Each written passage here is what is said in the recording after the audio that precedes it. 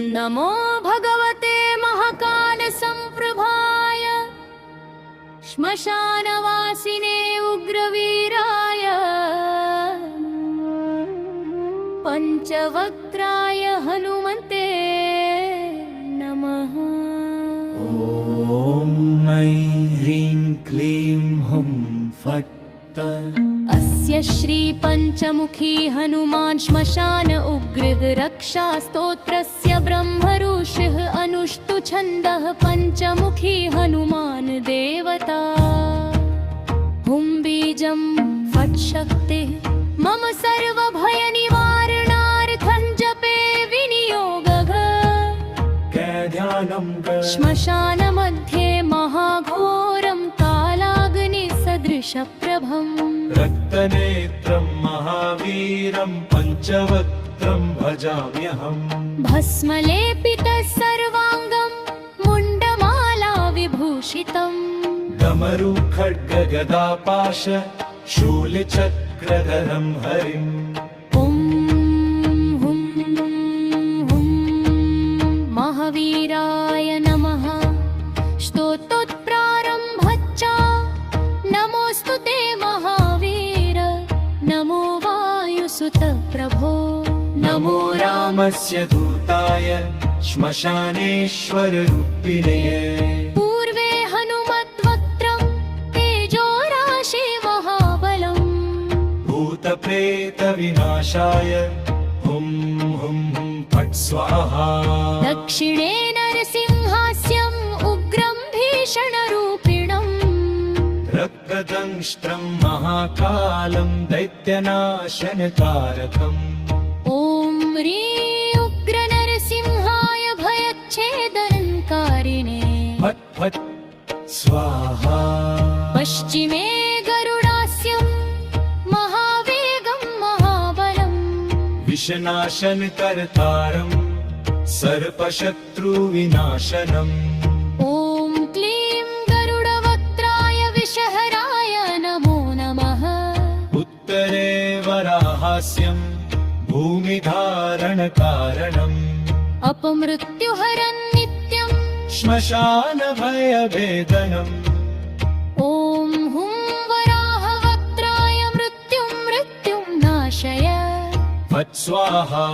ऊर्ध्वे हयग्रीवास्यं ज्ञानाग्निप्रदीपनम्। तन्त्रविद्याप्रकाशाय प्रज्ञानतिमिरापहम्। ॐ ऐं हयग्रीवाय महाज्ञानप्रदायिने स्वाहा। श्मशान उग्रशक्तिवर्णन। यत्र श्मशानसंयुक्तम् भूतसङ्घनिवासितम् तत्र तिष्ठति वीरोऽयं हनुमान् कालरूपधु। श्मशान निसम्प्रभ रक्तचन्दनलेपित। मुण्डमालाधरो देव रक्ष मां सर्वतो दिशम्। भूतैरेतैः पिशाचैश्च डाकिनी शाकिनी गणे। यक्षराक्षससङ्घैश्च न बाध्योऽहं तया प्रभो। हुं हुं हुं पञ्चवक्त्राय श्मशानवासिने महाकालभैरवसखाय हनुमते नमः। करमहारक्षकवचपुरो रक्षतु हनुमान्।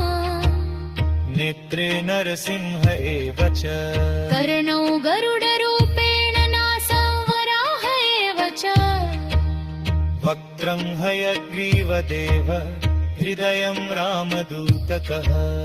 बाहुगदाधरो रक्षेत् पादौ लङ्काविदारणः।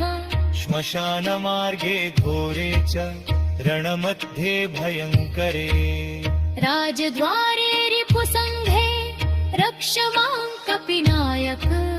ये नाम सङ्कल्पशजहो एतत् स्तोत्रं महाघोरं बीजमन्त्रसमन्वितम्। यः पठेत् श्रद्धया नित्यं स सिद्धिं लभते ध्रुवम्। सुमन रॉय इति नाम्नः यो जपेन्नियतात्मवान् श्मशान उग्रवीरस्य पूर्णरक्षा भवेत् धृरा डट्फलश्रुतीरं भूतभयनाबाघात